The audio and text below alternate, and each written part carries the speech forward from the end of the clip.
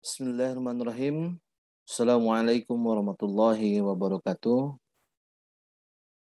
Alhamdulillahillazi hadana li hada wa ma kunna linahtadiya laula an hadanallah. Asyhadu an la ilaha illallah wa asyhadu anna Muhammadan abduhu wa rasuluhu allazi la nabiyya ba'da amma ba'du. Hakikat hasil pembelajaran adalah perubahan perilaku subjek belajar dengan proses memanusiakan manusia sehingga terbentuk human ability. Nah, dalam pelaksanaan pembelajaran selama ini, tujuan pendidikan mengacu pada definisi klasifikasi menurut Benjamin S. Bloom meliputi 3 ranah, yaitu kognitif, afektif, dan psikomotorik. Nah, oleh karena itu, penting bagi calon guru untuk memahami taksonomi ini, sehingga dapat menerapkannya dalam merencanakan pembelajarannya. Pada video ini akan dijelaskan sebuah materi tentang taksonomi Bloom edisi revisinya. Mohon bisa didengarkan dengan baik setiap penjelasan yang akan saya sampaikan pada video ini. Nah, adapun video ini dibuat untuk mahasiswa program studi Pendidikan Ekonomi Fakultas Keguruan dan Ilmu Pendidikan Universitas Pasundan, di mana materi ini ada dalam mata kuliah evaluasi pembelajaran ekonomi. Nah, dalam video ini diharapkan capaian pembelajaran itu bisa tercapai oleh para mahasiswa. Nah, adapun capaian pembelajarannya adalah setelah mengikuti mata kuliah ini atau materi ini, diharapkan mahasiswa mampu menganalisis dan mengaplikasikan taksonomi revisi dalam menyusun soal tes. Baik, kita akan menjelaskan dari mulai pengertian dari taksonomi itu apa. Nah, taksonomi berasal dari 2 kata dalam bahasa Yunani, yaitu tasein yang berarti mengklasifikasi dan nomos yang berarti aturan. Nah, taksonomi Bloom adalah struktur hierarki yang mengidentifikasi skill mulai dari tingkat yang rendah hingga yang tinggi. Tentunya untuk mencapai tujuan yang lebih tinggi, level yang rendah harus terpenuhi terlebih dahulu. Nah, dalam kerangka konsep ini, tujuan pendidikan oleh Bloom dibagi menjadi 3 domain atau ranah, yaitu kemampuan intelektual, intellectual behaviors, yaitu diantaranya ada kognitif, afektif, dan psikomotorik. Taksonomi berarti klasifikasi berhierarki dari sesuatu atau prinsip yang mendasari klasifikasinya. Semua hal yang bergerak, benda diam, tempat, dan kejadian-kejadian sampai pada kemampuan berpikir dapat diklasifikasikan menurut beberapa skema taksonomi. Nah, taksonomi tujuan pembelajaran adalah pengelompokan tujuan pembelajaran dalam kawasan kognitif, afektif, dan psikomotorik. Tujuan pembelajaran merupakan salah satu aspek yang perlu dipertimbangkan dalam melaksanakan pembelajaran. Karena segala kegiatan pembelajaran bermuara pada tercapainya tujuan pembelajaran. Nah, agar proses pembelajaran dapat terkonsepsi dengan baik, maka seorang guru dituntut untuk mampu menyusun dan merumuskan tujuan pembelajaran secara jelas dan tegas. Nah, kendati demikian, dalam kenyataannya di lapangan saat ini, tampaknya kita masih dapat menemukan permasalahan yang dihadapi oleh guru atau calon guru dalam merumuskan tujuan pembelajaran yang hendak dilakukannya, yang berujung pada inefektivitas dan inefisiensi pembelajaran. Nah, taksonomi adalah suatu klasifikasi atau pengelompokan benda menurut ciri-ciri tertentu. Nah, baik dalam bidang pendidikan, taksonomi ini digunakan untuk mengklasifikasikan dari tujuan instruksionalnya yang nanti akan mengarah kepada penyusunan soalnya, ya, atau menentukan indikator-indikator soalnya. Nah, itu adalah pengertian dari taksonomi yang harus saudara pahami. Nah, taksonomi Bloom memiliki hierarki yang paling banyak, itu 6 hierarki, baik yang belum direvisi maupun yang sudah direvisi. Nah, taksonomi Bloom pertama kali disusun oleh Benjamin S. Bloom pada tahun 1956.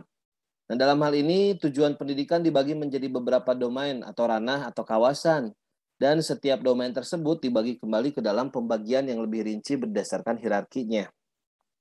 Nah, berawal dari pemikiran dan penelitian seorang psikolog pendidikan dari Amerika Serikat, yaitu Benjamin S. Bloom, pada tahun 1950, bahwa evaluasi hasil belajar di sekolah sebagian besar butir soal yang diajukan hanya berupa soal tentang hafalan. Sedangkan menurutnya, hafalan merupakan tingkat terendah dalam kemampuan berpikir. Nah, agar proses pembelajaran menghasilkan peserta didik yang berkompeten, maka disusunlah suatu taksonomi Bloom yang dipublikasikan pada tahun 1956 dengan judul Taxonomy of Educational Objective, The Classification of Educational Goals. Nah, Benjamin S. Bloom membuat suatu klasifikasi berdasarkan urutan keterampilan berpikir dalam suatu proses yang semakin lama semakin tinggi tingkatannya. Mula-mula taksonomi Bloom ini terdiri dari dua bagian saja, yaitu ranah kognitif dan ranah afektif. Namun pada tahun 1966, Simpson menambahkan ranah psikomotorik untuk melengkapi apa yang telah dibuat oleh Bloom. Nah, dengan demikian, dalam taksonomi Bloom, revisi pada saat ini, terdapat tiga ranah, yaitu ranah kognitif, ranah afektif, dan ranah psikomotorik. Nah, ranah kognitif atau kognitif domain berisi perilaku yang menekankan aspek intelektual, seperti pengetahuan dan keterampilan berpikirnya. Sementara ranah afektif atau affective domain mencakup perilaku terkait dengan emosi, misalnya perasaan, nilai, minat, motivasi, dan sikap. Sedangkan ranah psikomotorik atau psikomotor domain berisi perilaku yang menekankan fungsi manipulatif dan keterampilan motorik atau kemampuan fisik. Seperti contohnya misalkan berenang dan mengoperasikan mesin, itu adalah ranah psikomotorik. Nah, itu yang harus kita pahami terkait dari sejarah taksonomi dari Bloom, ya. Lalu kita pun harus memahami tentang tujuan pendidikan yang dibagi ke dalam tiga domain ini. Karena pada dasarnya ketika nanti saudara menyusun perangkat pembelajaran harus mengacu kepada tiga domain ini. Nah, begitu pula ketika saudara akan melakukan evaluasi atau penilaian, saudara pun harus melihat dari ketiga domain ini.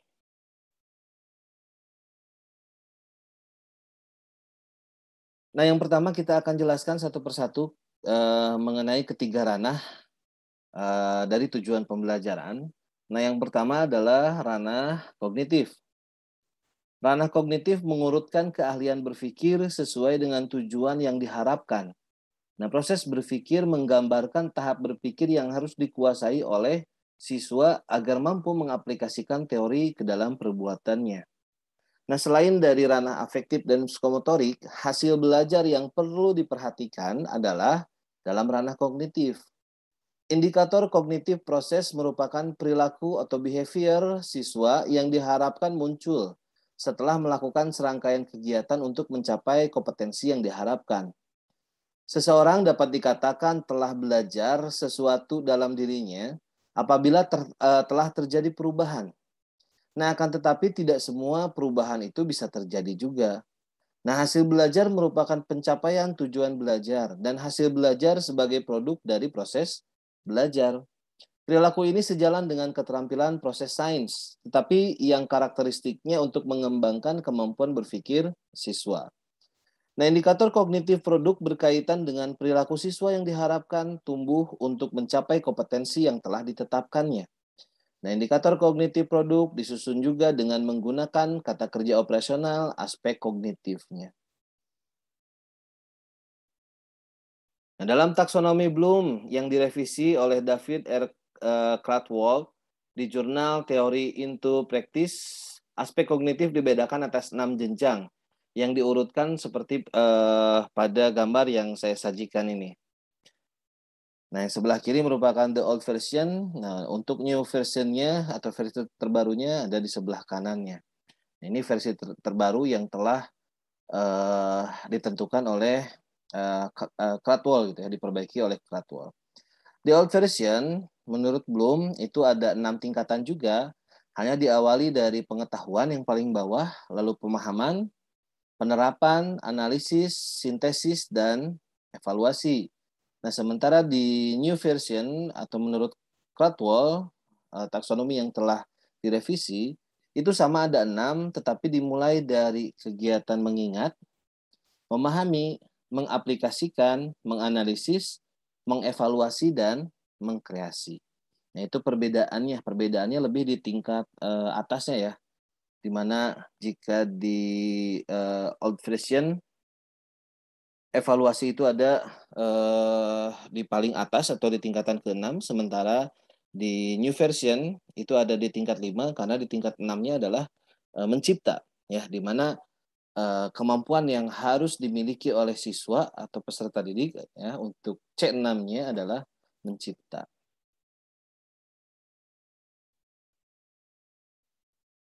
Nah, berikut pula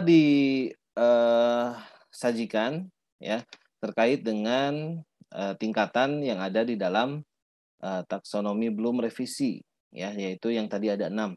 Mulai dari mengingat, memahami, mengaplikasikan atau menerapkan, menganalisis, mengevaluasi atau menilai, dan mencipta. Mengingat yaitu kemampuan menyebutkan kembali informasi atau pengetahuan yang tersimpan dalam ingatan. Contohnya misalkan menyebutkan arti dari taksonomi. Nah, mengingat juga merupakan proses kognitif paling rendah tingkatannya. Nah, untuk dapat menjadi bagian belajar yang bermakna, maka tugas mengingat hendaknya selalu dikaitkan dengan aspek pengetahuan yang lebih luas dan bukan hanya sebagai suatu yang lepas dan terisolasi. Nah, kategori ini mencakup 2 macam proses kognitif, yaitu mengenali dan mengingat. Lalu yang kedua ada memahami, atau biasanya disebut dengan C2 gitu ya, yaitu kemampuan memahami instruksi dan menegaskan pengertian atau makna, ide, atau konsep yang telah diajarkan, baik dalam bentuk lisan, tertulis, maupun grafis atau diagram. Contohnya misalkan merangkum materi yang telah diajarkan dengan kata-kata sendiri. Nah, pertanyaan pemahaman menuntut siswa agar dapat menunjukkan bahwa mereka telah mempunyai pengertian yang memadai untuk mengorganisasikan dan menyusun materi-materi yang telah diketahuinya. Nah, siswa harus bisa memilih fakta-fakta yang cocok untuk menjawab setiap pertanyaannya. Jawaban siswa juga tidak sekedar mengingat kembali informasi, namun harus menunjukkan pengertian terhadap materi yang diketahuinya. Lalu yang ketiga atau C3 itu ada mengaplikasikan atau menerapkan, yaitu kemampuan melakukan sesuatu dan mengaplikasikan konsep dalam situasi tertentu. Contohnya melakukan proses pembayaran gaji sesuai dengan sistem berlaku.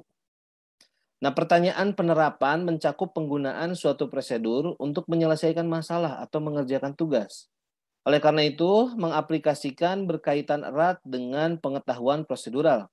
Namun tidak berarti bahwa kategori ini hanya sesuai untuk pengetahuan prosedural saja. Nah, kategori ini mencakup 2 macam proses kognitif, yaitu menjalankan dan mengimplementasikan. Lalu yang selanjutnya, yang keempat atau C4, yaitu menganalisis. Menganalisis yaitu kemampuan memisahkan konsep ke dalam beberapa komponen dan menghubungkan satu sama lain untuk memperoleh pemahaman atas konsep tersebut secara utuh. Contohnya menganalisis penyebab meningkatnya harga pokok penjualan dalam laporan keuangan dengan memisahkan komponen-komponennya. Nah, pertanyaan analisis menguraikan suatu permasalahan atau objek ke unsur-unsurnya dan menentukan bagaimana saling keterkaitan antara unsur-unsur tersebut. Lalu yang selanjutnya yang kelima atau C5 yaitu mengevaluasi atau menilai, yaitu kemampuan menerapkan derajat sesuatu berdasarkan norma, kriteria, atau patokan tertentu. Contohnya membandingkan hasil ujian siswa dengan kunci jawaban. Nah, mengevaluasi juga adalah membuat suatu pertimbangan berdasarkan kriteria dan standar yang sudah ada.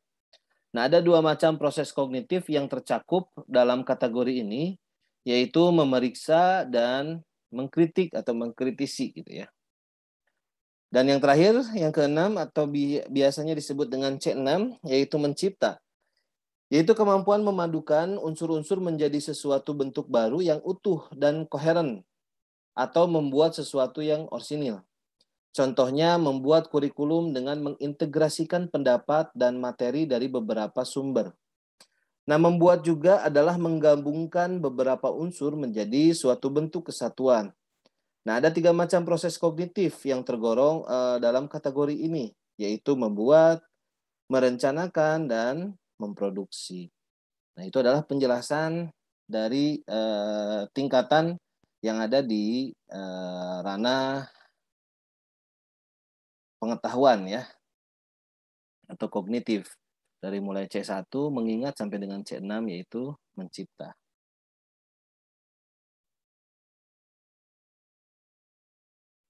Nah, ini adalah isi dari taksonomi belum revisi terkait dengan kognitif gitu ya, ranah kognitif, di mana dalam taksonomi belum revisi kognitif ini atau ranah kognitif ini dibagi ke dalam 2 atau ada 2 di dalamnya, yaitu ada dimensi pengetahuan dan ada dimensi proses kognitif. Nah, pemahaman pembelajaran saat ini memfokuskan pada proses aktif, kognitif, dan konstruktif yang tergabung dalam pembelajaran yang berarti. Siswa dalam hal ini berperan sebagai individu yang aktif dalam setiap pembelajarannya. Mereka dapat memilih informasi yang dibangun oleh pengertian mereka sendiri dari informasi yang dipilihnya tersebut. Siswa bukan penerima yang pasif, merekam informasi yang didapat dari orang tuanya, gurunya, buku teks, ataupun media saja. Hal ini merupakan perubahan dari pandangan pasif dalam belajar kognitif dan perspektif konstruktif yang menekankan pada bagaimana siswa mengetahui dan bagaimana mereka berpikir mengenai apa yang mereka ketahui selama siswa melakukan pembelajaran yang berarti. Nah, dimensi pengetahuan ini muncul sebagai hasil dari proses kognitif yang kita kenal dengan 6 kategori, yaitu mulai tadi C1 sampai dengan C6, mengingat sampai dengan membuat. Nah, jika tadi dimensi proses kognitif ini sudah dijelaskan, ya. Nah, sekarang saya akan mencoba menjelaskan sedikit terkait dengan dimensi pengetahuannya. Yang pertama adalah pengetahuan faktual, yaitu pengetahuan tentang terminologi dan pengetahuan tentang bagian detail dan unsur-unsur. Pengetahuan faktual merupakan tahapan berpikir peserta didik pada tingkatan paling rendah. Pengetahuan faktual berisi elemen dasar yang harus diketahui oleh para peserta didik pada saat diperkenalkan dengan suatu disiplin ilmu atau untuk memecahkan masalah apapun di dalamnya. Pada umumnya, pengetahuan faktual muncul pada level abstraksi yang relatif rendah. Dua bagian jenis pengetahuan faktual adalah pengetahuan terminologi dan pengetahuan yang detail. Pengetahuan terminologi meliputi nama-nama, simbol-simbol verbal dan non-verbal, seperti kata-kata, angka-angka, tanda-tanda, dan gambar-gambar. Pengetahuan yang detail dan elemen-elemen yang spesifik mengacu pada pengetahuan terkait peristiwa, tempat, orang, tanggal, sumber informasi, dan semacamnya. Lalu yang kedua ada pengetahuan konseptual, yaitu pengetahuan tentang klasifikasi dan kategori, pengetahuan tentang prinsip dan generalisasi, pengetahuan tentang teori, model, dan struktur. Nah, pengetahuan konseptual meliputi skema, model-model, atau teori-teori eksplisit dan implisit dalam psikologi kognitif yang berbeda. Pengetahuan konseptual meliputi 3 jenis, yakni pengetahuan klasifikasi dan kategori meliputi kategori kelas, pembagian, dan penyusunan spesifik yang digunakan dalam pokok bahasan yang berbeda. Yang kedua, prinsip generalisasi yang cenderung mendominasi suatu disiplin ilmu akademis dan digunakan untuk memahami suatu fenomena dan memecahkan masalah-masalah dalam disiplin ilmu. Nah, jenis pengetahuan konseptual yang ketiga yaitu pengetahuan teori, model, dan struktur yang meliputi pengetahuan mengenai prinsip-prinsip dan generalisasi bersama dengan hubungan-hubungan di antara mereka yang menyajikan pandangan sistemis, jelas, dan utuh mengenai suatu fenomena, masalah, atau pokok bahasan yang kompleks. Lalu yang ketiga ada pengetahuan prosedural, yaitu pengetahuan tentang keterampilan khusus yang berhubungan dengan suatu bidang tertentu dan pengetahuan algoritma atau pengetahuan tentang teknik dan metode dan pengetahuan tentang kriteria penggunaan suatu prosedur. Pengetahuan prosedural merupakan pengetahuan mengenai bagaimana melakukan sesuatu dengan prosedur atau langkah yang tepat. Nah, pengetahuan tentang prosedur berkaitan dengan pemecahan masalah-masalah yang baru. Pengetahuan prosedural meliputi pengetahuan, keahlian, algoritma, teknik, dan metode-metode secara kolektif yang disebut sebagai prosedur-prosedur. Dan yang terakhir, yang keempat, yaitu pengetahuan metakognitif, yaitu pengetahuan strategi, pengetahuan tentang operasi kognitif, pengetahuan tentang diri sendiri. Pengetahuan metakognitif adalah pengetahuan yang berkaitan dengan kesadaran dan kewaspadaan secara umum pribadi seseorang. Pada tingkatan ini, peserta didik difokuskan untuk lebih sadar dan bertanggung jawab terhadap pengetahuan dan pemikiran mereka sendiri. Dengan demikian, peserta didik akan mengalami perkembangan untuk belajar lebih baik lagi. Nah, itu adalah penjelasan dari dimensi pengetahuan yang harus kita pahami. Karena dalam pembelajaran, ya kita harus menerapkan dimensi pengetahuan ini terkait dengan materi ajar yang harus diberikan kepada peserta didiknya.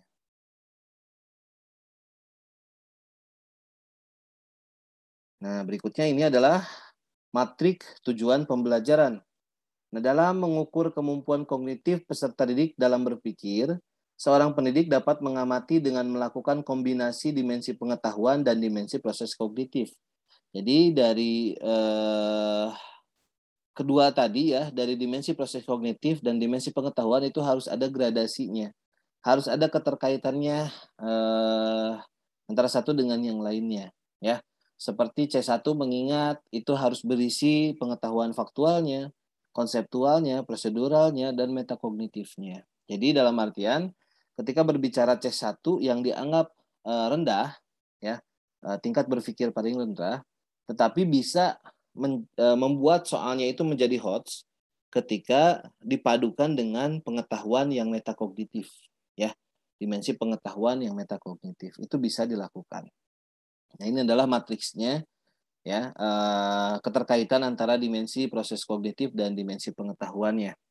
Nah, berdasarkan matriks ini dapat disimpulkan bahwa kategori HOTS tidak hanya terbatas pada satu dimensi tertentu, melainkan kombinasi antara dimensi proses kognitif, mulai dari C4, menganalisis, C5, mengevaluasi, dan C6, mencipta, dengan dimensi pengetahuan tertinggi, yaitu konseptual, prosedural, dan metakognitif. Untuk itu, dalam perumusan indikator pembelajaran, di luar komponen tersebut, menurut taksonomi Bloom revisi, tidak dapat dianggap sebagai tahapan HOTS. Contohnya, indikator pembelajaran yang memuat dimensi proses kognitif mengevaluasi, yaitu memeriksa dan mengkritisi, akan tetapi pada dimensi pengetahuan berada pada level pengetahuan faktual, yaitu penggunaan lambang, simbol, atau notasi, maka indikator tersebut bukan merupakan indikator HOTS. Hal ini dikarenakan oleh dimensi pengetahuan level faktual berada pada tingkat LOTS. Ya. Itu adalah penjelasan dari matriks di dalam ranah kognitif, gitu ya. Nah, berikut disajikan juga daftar kata kerja operasional dalam ranah kognitif, ya. Dari mulai C1 sampai dengan C6, kata kerja operasionalnya ini ada di sini. Silakan, ini bisa nanti saudara simpan, ya. Atau saudara harus memiliki kata kerja operasional ini guna untuk menyusun tujuan instruksional, menyusun juga IPK atau indikator pencapaian kompetensi, termasuk juga dalam hal evaluasinya dalam menyusun indikator soalnya, ya. Ini harus dimiliki dan dipahami oleh kita semua. Nah, itu adalah tadi penjelasan tentang ranah kognitif. Selanjutnya saya di sini akan menjelaskan tentang ranah afektif. Ranah afektif mencakup segala sesuatu yang terkait dengan emosi, misalnya perasaan, nilai, penghargaan, semangat, minat, motivasi, dan sikap. 5 kategori ranah ini diurutkan mulai dari perilaku yang sederhana hingga yang paling kompleks. Nah, saat mengajar, seorang guru akan menjumpai berbagai karakter dan perilaku peserta didik di kelas. Nah, homogenitas semacam ini merupakan salah satu tantangan bagi seorang guru untuk bisa mengantarkan semua peserta didik ke arah yang lebih baik. Nah, oleh karena itu, kegiatan pembelajaran itu tidak hanya fokus membenahi tingkat kecerdasan peserta didik saja, tetapi juga harus mengarah kepada peningkatan sikap, perilaku, watak, dan emosinya atau biasanya disebut dengan afektif. Ranah afektif berkenaan dengan sikap dan nilai. Beberapa ahli mengatakan bahwa sikap seseorang dapat diramalkan perubahannya bila seseorang telah memiliki penguasaan kognitif tinggi. Tipe hasil penilaian efektif tampak pada siswa dalam berbagai tingkah laku seperti perhatian terhadap pelajaran, disiplin, motivasi belajar, menghargai guru dan teman sekelas, kebiasaan belajar, dan hubungan sosial. Pada kegiatan pembelajaran, ranah afektif menjadi hal penting yang harus menjadi perhatian guru. Karena tujuan pendidikan tidak hanya mencerdaskan peserta didik, melainkan juga meningkatkan moralnya. Nah, selain itu, indikator afektif juga perlu memunculkan keterampilan sosial, misalnya bertanya, menyumbang ide atau berpendapat, menjadi pendengar yang baik, berkomunikasi, dan lain sebagainya. Nah, itu adalah penjelasan dari ranah afektif, ya, yang bisa kita simpulkan bahwa ranah ini terkait dengan sikap dan nilai peserta didiknya, individu peserta didik.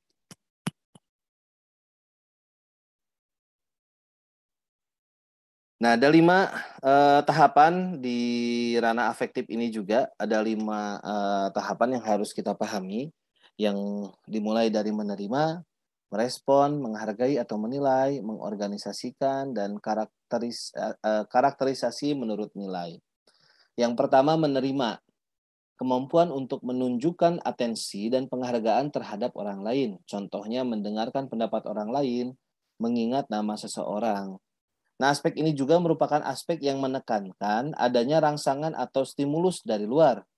Rangsangan itu bisa berupa masalah, situasi, atau gejala lain. Nah, pada aspek ini peserta didik diarahkan agar bisa menerima nilai-nilai kebaikan yang diperoleh dari pembelajarannya. Misalnya tidak pernah mencontek saat mengerjakan tugas, datang ke kelas tepat waktu, rajin mengerjakan PR, dan sebagainya.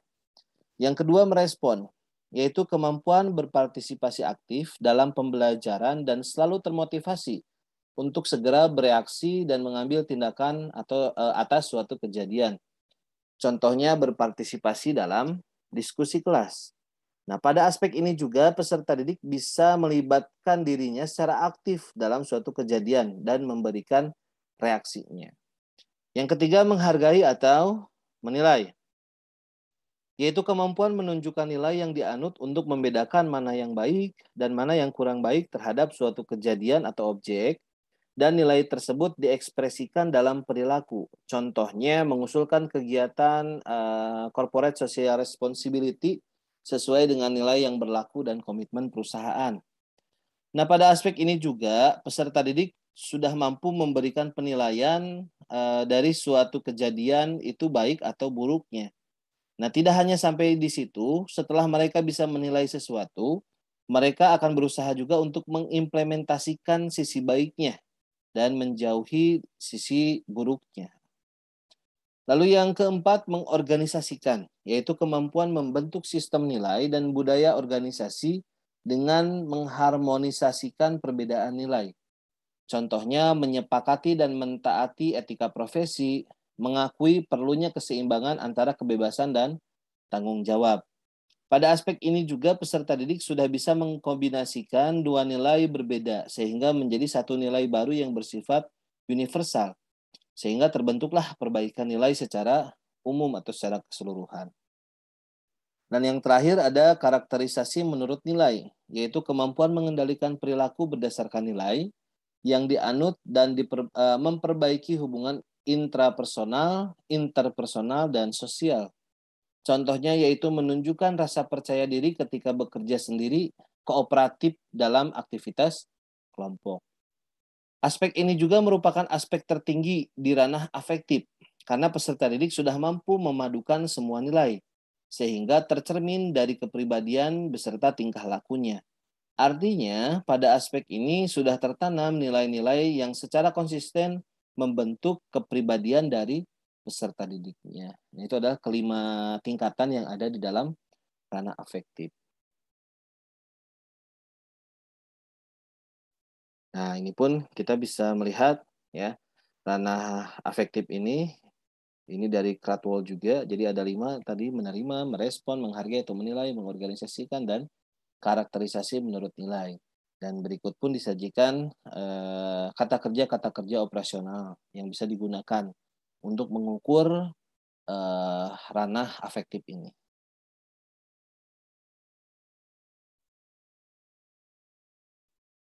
Oke, selanjutnya saya akan menjelaskan juga tentang yang ketiga, yaitu ranah psikomotorik. Ranah psikomotorik meliputi gerakan dan koordinasi jasmani, keterampilan motorik, dan kemampuan fisik. Keterampilan ini dapat diasah jika sering melakukannya. Perkembangan tersebut dapat diukur sudut kecepatan, ketepatan, jarak, cara atau teknik pelaksanaan. Ranah psikomotorik adalah ranah yang menitik beratkan kepada kemampuan fisik dan kerja otot, menurut Bloom pada tahun 1979. Nah, dalam pengembangannya, mata pelajaran yang berkaitan dengan psikomotorik adalah mata pelajaran yang lebih berorientasi pada gerakan dan menekankan pada reaksi-reaksi fisik dan keterampilan tangan.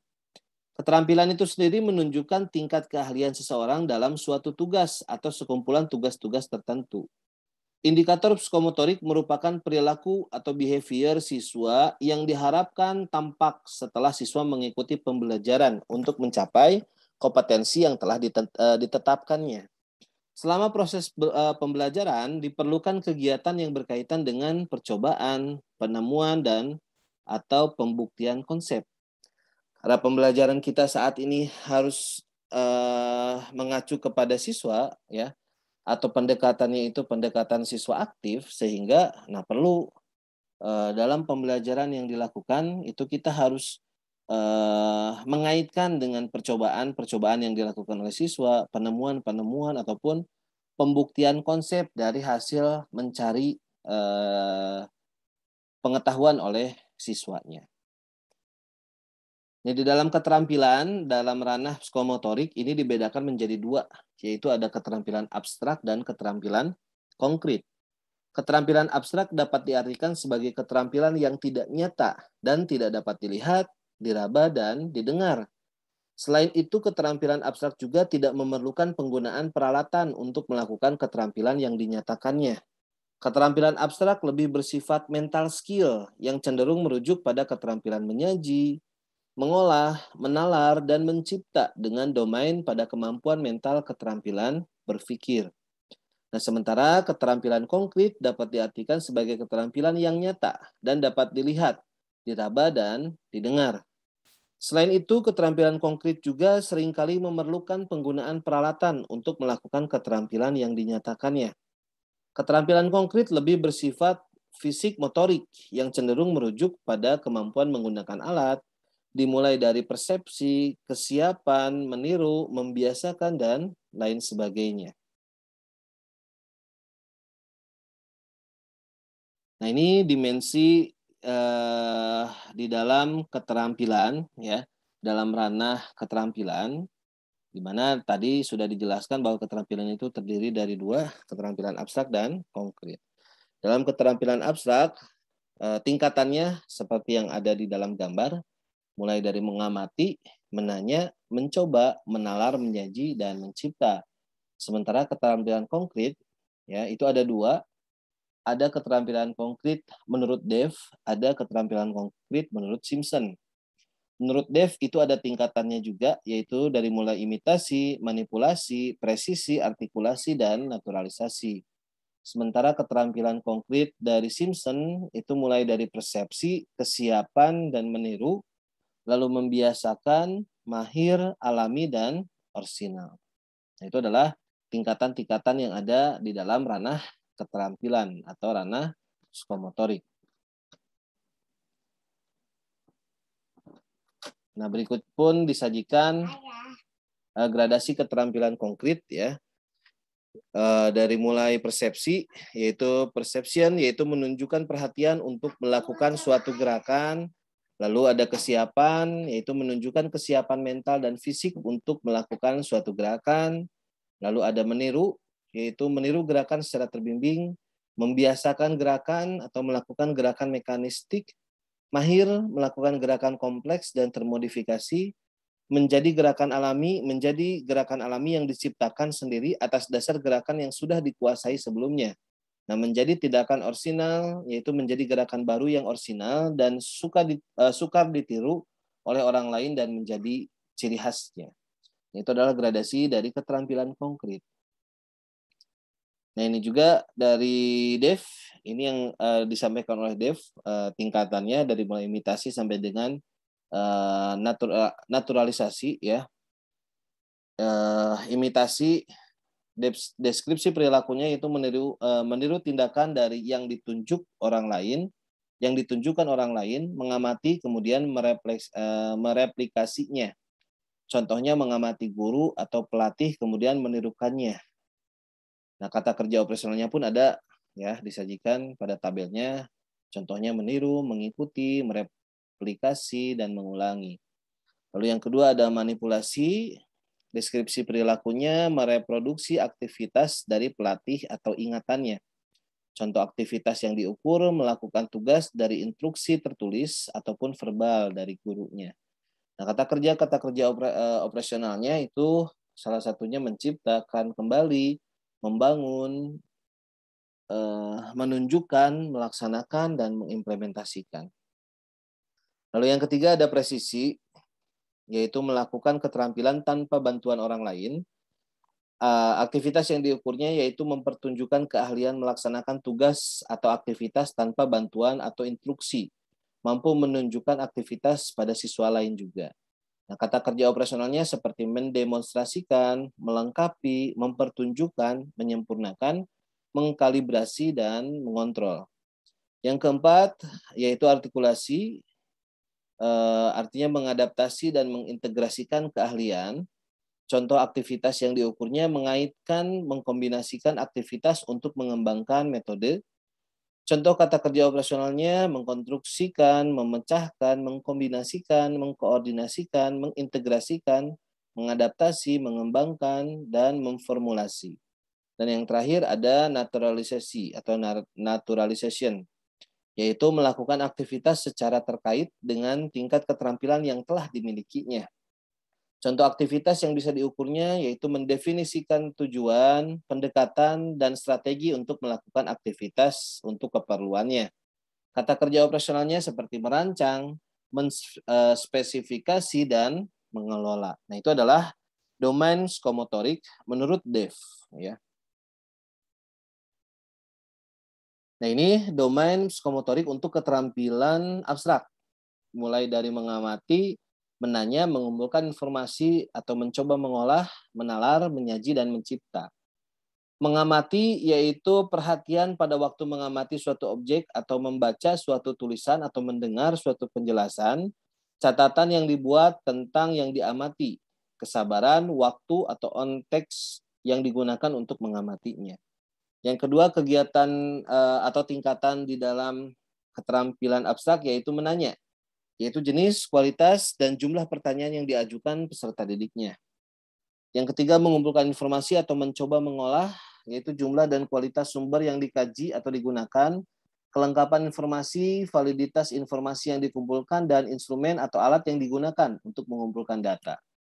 Lalu yang keempat, tingkatan keempat yaitu menalar, mengembangkan interpretasi, argumentasi, dan kesimpulan mengenai keterkaitan informasi dari dua fakta atau konsep, mensintesis dan argumentasi serta kesimpulan keterkaitan antara berbagai jenis fakta, konsep, teori, pendapat, mengembangkan interpretasi, struktur baru, argumentasi, dan kesimpulan yang menunjukkan hubungan fakta, konsep, teori, atau pendapat. Lalu yang kelima, tingkatan yang kelima adalah menyaji, yaitu menyajikan hasil kajian dari mengamati sampai dengan menalar dalam bentuk tulisan, grafis, media elektronik, multimedia, dan lain sebagainya. Dan yang terakhir atau yang keenam yaitu mencipta, yaitu menghasilkan ide-ide, rancangan data, atau keputusan-keputusan baru. Mohon maaf ya apabila ada typo-typo sedikit nih. Nah, itu adalah keterampilan abstrak, ya. Tingkatan untuk keterampilan abstrak dari mulai mengamati sampai dengan mencipta. Nah, ada beberapa konsep juga yang harus dipahami di dalam taksonomi ini, yaitu dalam kaitannya dengan tugas pengajar dalam menyusun kurikulum, pemilihan kata kerja kunci atau kata kerja operasional yang tepat memegang peranan penting dalam menjelaskan tujuan program pendidikan, kompetensi dasar, dan indikator pencapaian agar konsep materi tersampaikan secara efektif. Kata kerja kunci atau kata kerja operasional tersebut merupakan acuan bagi instruktur atau guru dalam menentukan kedalaman penyampaian materi. Apakah cukup dalam kategori memahami saja, mendemonstrasikan, menilai, dan sebagainya. Nah, langkah-langkah yang harus digunakan dalam menerapkan taksonomi Bloom adalah yang pertama, tentukan tujuan pembelajaran. Jadi sebelum kita menerapkan taksonomi ini, kita harus menentukan dulu atau memahami dulu apa yang menjadi tujuan dari pembelajarannya. Sehingga kita bisa menentukan tingkatan taksonominya. Ya, baik tingkat taksonomi di dalam ranah kognitif, afektif, maupun psikomotoriknya. Lalu yang kedua, tentukan kompetensi pembelajaran yang ingin dicapai. Apakah peningkatan knowledge, skill, atau attitude. Nah, dalam hal ini perlu dipertimbangkan karakteristik mata pelajaran dan peserta didiknya. Nah, kita pun harus bisa menganalisis kompetensi dalam pembelajarannya. Ya, kompetensi apa yang akan kita nilai gitu ya. Dalam kompetensi itu kan ada 3 kompetensi kan, ada kompetensi pengetahuan ya, terus sikap dan keterampilan. Nah, di dalam setiap kompetensinya itu ada terdiri dari ketiga ranah itu. Oleh karena itu kita harus bisa menganalisisnya. Lalu kita pun harus bisa mempertimbangkan dari karakteristik mata pelajarannya, ya, mata pelajarannya, terutama dalam menyusun atau membuat indikator soal untuk keterampilan. Karena kita harus bisa membedakan dulu apakah kompetensinya itu mengarah kepada keterampilan abstrak atau keterampilan konkret gitu ya. Nah, sehingga kita harus paham dulu karakteristik dari mata pelajarannya. Dan kita pun harus menyesuaikan dengan karakteristik dari peserta didiknya, kemampuan dari peserta didik. Lalu yang ketiga, tentukan ranah kemampuan intelektual sesuai dengan kompetensi pembelajaran. Seperti ranah kognitif, jadi kita harus tentukan dulu tingkatan taksonominya, apakah pada tingkatan mengingat, memahami, menerapkan, menganalisis, menilai, atau membuat. Lalu jika ranah psikomotorik, kategorikan juga ranah tersebut apakah termasuk persepsi, kesiapan, reaksi yang diarahkan, reaksi natural, adaptasi, reaksi yang kompleks, kreatif. Ataupun misalkan di psikomotorik ini kita harus bisa menganalisis juga apakah termasuk keterampilan abstrak atau keterampilan konkret. Lalu yang ketiga ada ranah afektif, yaitu kategori ranah tersebut apakah termasuk penerimaan, responsif, nilai yang dianut, organisasi, dan karakterisasi.